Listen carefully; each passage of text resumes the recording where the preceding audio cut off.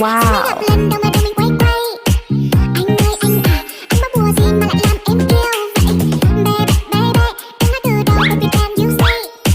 Mai kia coi ngày, sẽ cái ngày nào thì nhà mình đóng con. Wow. Nếu như một câu nói có thể khiến anh vui, sẽ suốt ngày luôn nói không ngừng để anh cười.